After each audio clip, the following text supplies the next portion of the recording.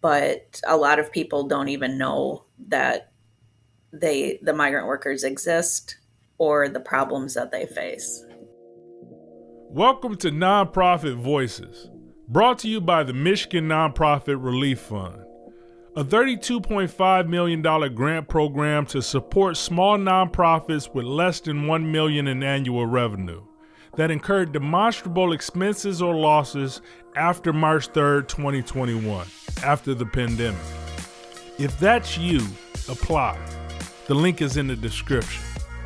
This series is a short talk with the leaders of Michigan's nonprofit community, hence Nonprofit Voices. I'm your host, Shannon Kaysen. I'm a storyteller and podcaster, but this episode is not about me. Today's episode is about...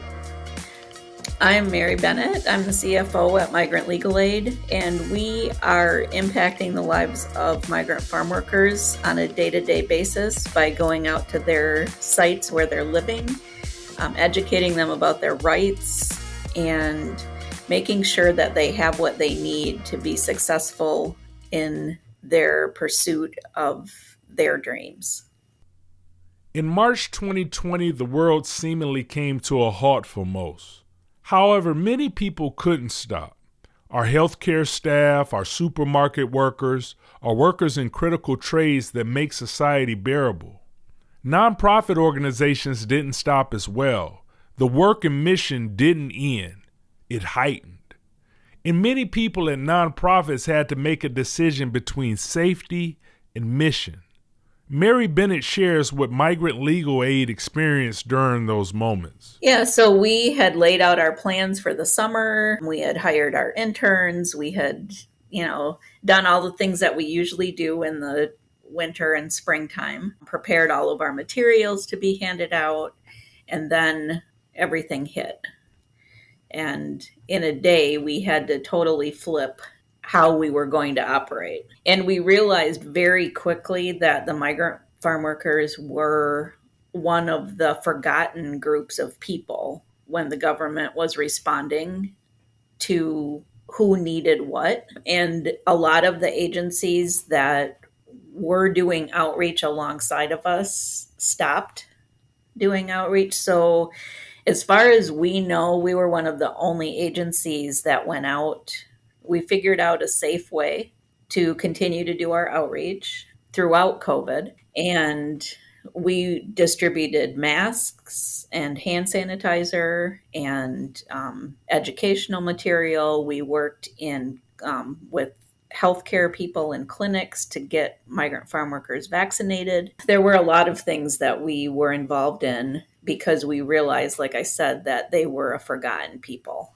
And the workers the employers, a lot of them were like, we're just going to keep things going because we need to keep things going.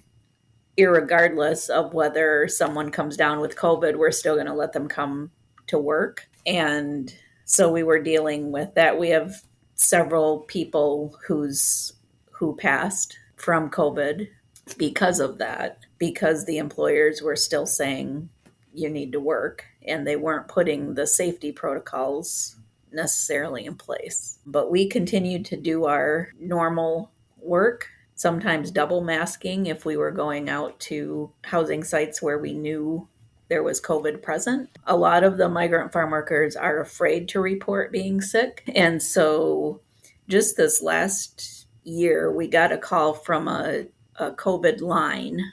It was in a little bit north of us. And they had gotten a call from a farm worker who was ill, thought he had COVID, but he was afraid to do anything medically because he was afraid he would lose his job. So they reached out to us. We rushed out there to the housing site, talked to him. He allowed us to call 911. We got an ambulance out there. They determined that it was COVID, but the reason he was having so much trouble breathing was because he was having a panic attack due to being afraid he was going to lose his job. So once we calmed him down, the paramedics said he didn't need to be transported. And so we continually checked on him by phone over the next few days, and then over the next few weeks would, go back and visit.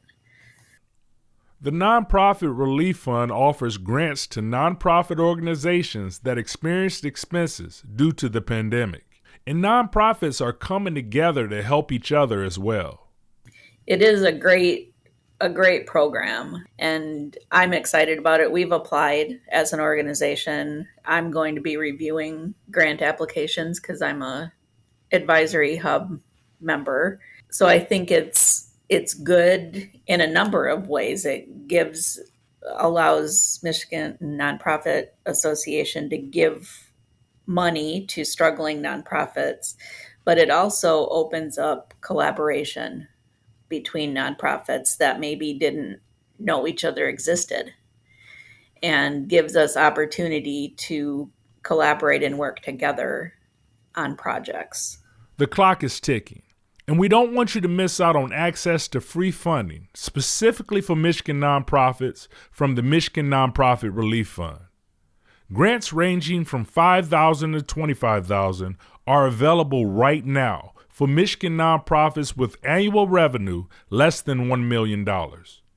Time is running out to apply. The application closes on May 5th, 2023.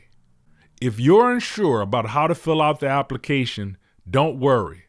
Michigan Nonprofit Association has representatives on hand to answer your questions and help guide you through the process. So sign up for the free virtual office hours today. The link is in the description. And apply for the Michigan Nonprofit Relief Fund at minonprofitRelief.org. Let's get back to Mary and the people at Migrant Legal Aid who protect the rights of migrant workers and so much more. We exist to protect the health, dignity, and livelihood of migrant and seasonal farm workers in Michigan. So we do legal work, but we also do a lot of social work related to health and living conditions and that type of thing. So it's not just specifically legal work that we do. Migrant Legal Aid is based in Grand Rapids, the second largest city in Michigan. Mary shares more about Grand Rapids and the migrant worker communities that are hidden in plain sight. Yeah, so we are close to downtown. Our office is close to downtown, and we moved here specifically so that if clients needed to get to our office, they could take public transportation. But most of the time, we go to our clients. They don't have the time or the transportation to come to us, so we go out to them. There's a lot of farms and growers around the Grand Rapids area, but a lot of people in Grand Rapids don't necessarily know that there are migrant workers around. I was one of those people. I lived in Grand Rapids for years, and until I started working here, didn't realize that those white buses with, a name on them carried migrant workers to and from work every day. So it's kind of a hidden thing in this area that once people are aware of it, they want to know more, but a lot of people don't even know that the migrant workers exist or the problems that they face. Just traditionally where they live are very rural, isolated areas. So people aren't traveling by their housing. A lot of times their housing is back behind fields, so you wouldn't necessarily notice it unless you're looking for it. In many ways, Mary's personal and professional road led her towards the work she's doing right now. Yeah, I was born here in Grand Rapids, but I was raised in Puerto Rico. My parents were missionaries there, and so I speak Spanish fluently, even though I'm gray blonde. And no one expects that I speak Spanish when they first see me. So I was looking for something that I've always worked in the nonprofit world, but I was looking for somewhere where I could use my Spanish and where I could make a difference in people's lives. And this ended up being a great fit. I've been here almost 5 years now. For this job in particular, it was a time of my life where I just decided I want to not only work at a nonprofit, but I want to work at a nonprofit that touches the most vulnerable that are out there and that other people don't even know exists sometimes. But before that, it was more of I had been led through all my growing up years as being someone who wanted to serve others. Migrant Legal Aid approaches their mission in three specific ways. So, we want to protect the health, dignity, and livelihood of migrant farm workers. So, those are three areas that where we have different programming. So, the health, we deal a lot with pesticide exposure, heat stress, different diseases that are specific or more prevalent in the migrant community. With their dignity, we have a program called Defending Against Hate, which not only helps victims of crimes that are who are migrant farm workers, but it also teaches the community about migrant farm workers and the respect that they deserve and why they act the way they do. It's kind of like a cultural competency training. And then their livelihood, we do a lot of wage cases. Many of them have wages stolen from them by their employers. So we do class action lawsuits to regain their stolen wages. We do breach of contract, labor trafficking work. So there's a large variety of things that fit into those three areas. Migrant Legal Aid is working on multiple cases to protect migrant workers' rights. Recently, many of these cases have set an important precedent. I think the labor trafficking case is a big one right now for us, as well as in the last year and a half, we've had 2 convictions on hate crimes against migrant workers, and where the people who did the crimes are actually did time or are doing time. That has not happened in the past. They were always let off, or the prosecutors wouldn't even bring the cases. And we now have 2, one in Ottawa County and one in Newaygo County, where the offender did time for the crime that they committed. So that's exciting for us because it shows that we're making progress in showing that there are hate crimes that are done against this population. For the staff at nonprofits, many times the work is physical and mental, and it's emotional as well. Migrant Legal Aid finds themselves doing so much more than legal work to protect the vulnerable migrant worker communities.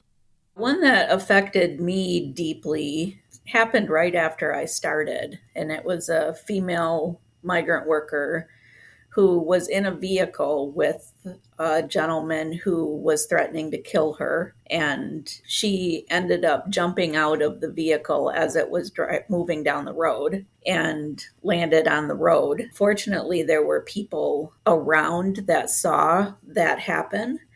And so when the abuser came back to her and said, tried to convince the people around to let her back in the vehicle, they would not allow that. But she ended up in the hospital and nobody could understand her. And the social worker at the hospital couldn't find anyone who could help until she reached out to our organization. And our executive director went out there immediately, figured out that the woman was speaking in Indigenous language because she had a brain injury. So Spanish was her second language. With the brain injury, she reverted back to her native tongue. And we were able to get her to a shelter and take her through the visa process to legalize her. She's currently waiting.